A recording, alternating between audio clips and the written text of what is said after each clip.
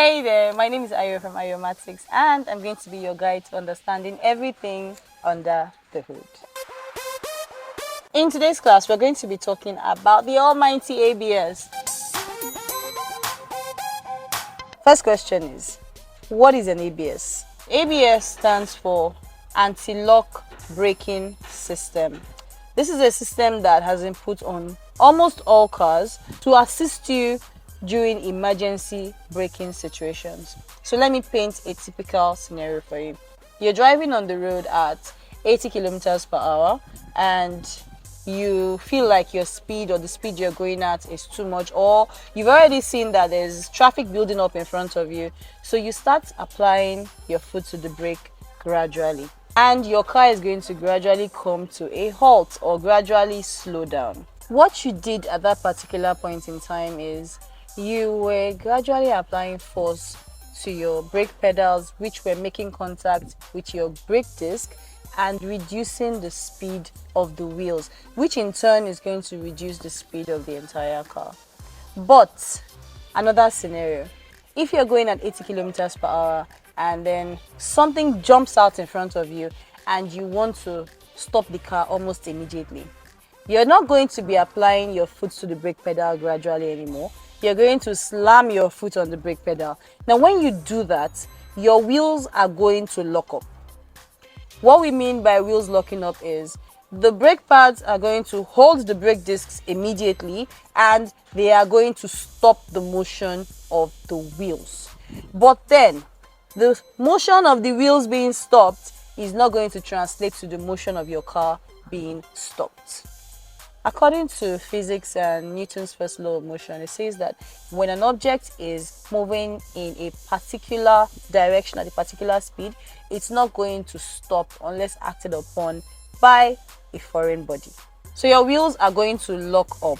And once they lock up, you are going to lose control of the vehicle, meaning that one, your vehicle is not going to stop moving because the wheels are locked up, and two, you are not going to be able to steer the vehicle properly because it's going in that direction and it's not going to obey your steering anymore.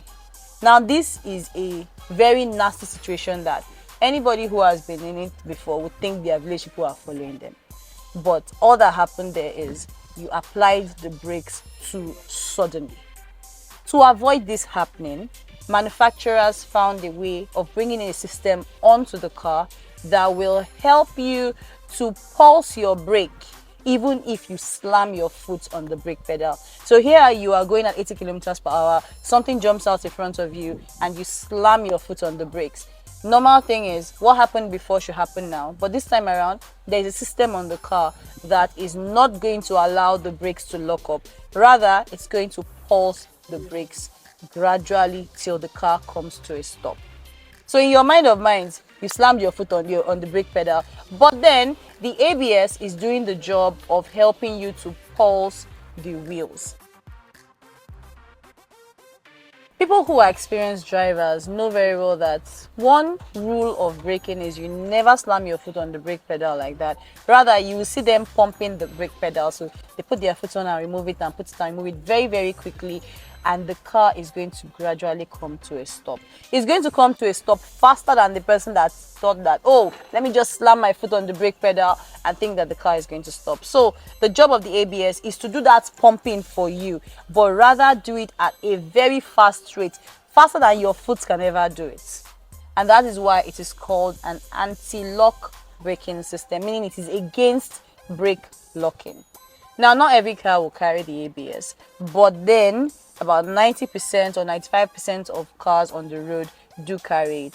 Now that we've established what an ABS is and what it does on the car, let's go over to how does it do what it does. Now, your ABS is a system as a whole, and in cars, every system is going to carry what we know as a computer, it's going to carry sensors, and it's going to carry actuators. They are a family. So now for the ABS, it's simply the same thing. There is a module that is installed on the vehicle called the ABS module. It's a computer that has been designed to monitor everything happening around this ABS and help it to make real-time decisions. Now, aside the computer, there are sensors that have been positioned on every wheel of the car. So your ABS has what we call wheel speed sensors. Wheel speed sensors. These sensors are mounted on individual wheels and they are monitoring the rotational speed of the wheels. So if you are going at 80 kilometers per hour, each wheel should be telling the ABS that the wheels are turning at 80 kilometers per hour. And if you're going at 40 kilometers per hour, the same thing. These sensors are monitoring this information from the wheels and they are sending that information over to the computer that I spoke about. So it's a family, and these things are working hand in hand to make sure that you have smooth braking, or you have your ABS working perfectly at all times. Okay, now what happens when you see the ABS light on, or what does it mean when the ABS light comes on? Your ABS light is a warning light, just like every other warning light on your dashboard. It's going to come up in amber or red. Most of the time it comes up in amber, which is orange. And when it does that, it's telling you that the system has been deactivated. So you seeing the light ABS on your dashboard simply means that the ABS has been deactivated. It is no longer there to help you if you have any emergency braking to do. What should you do when you see this light? Go run a scan. Just like the check engine light and every other warning light, you need to run a scan. When you run a scan, it's going to tell you, oh, you have a wheel speed sensor issue, or you have an ABS module issue, or just going to generally tell you what the issues are.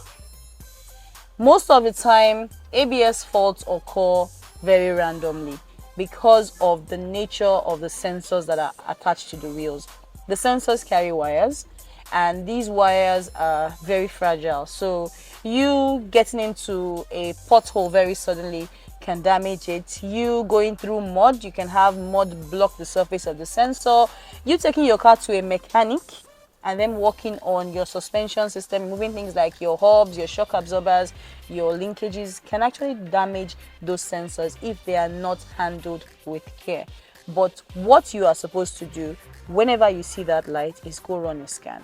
You cannot avoid, it's 2024, you cannot avoid dancing with a scanner in this day and age, especially with the kind of cars we have on the road. So you should run a scan. Aside the sensor, there is what we call an ABS rotor or ABS counter, and this is what the sensor is reading. So the counter is usually found on the body of the hub or mounted on the body of the shaft. The image is what you are seeing on the screen right now, and the sensor reads this counter. So sometimes when mechanics are changing shafts or when they are doing a job around the shaft, they might forget to put the counter back. So I've seen it happen several times where they actually forget to put the counter back, or if it's the case where it is on the hub, they buy another hub that's not carrying the exact same counter, and that is a problem because once you mount the sensor back, it's not seeing anything to read.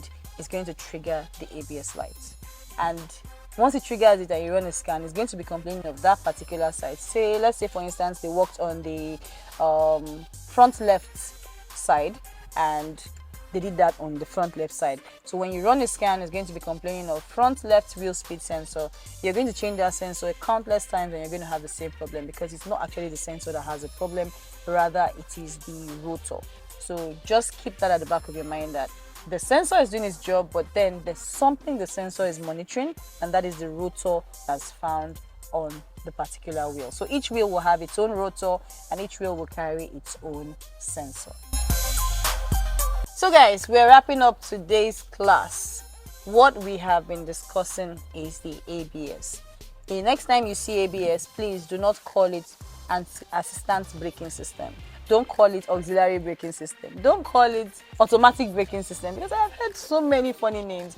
It is called anti-lock braking system, and it's called that because it helps to prevent the wheels from locking up during emergency braking conditions. So if you have any questions relating to what we just discussed or any other part of your vehicle, don't hesitate to send us a message on any of our platforms. We're on Instagram at Ayomatics_limited.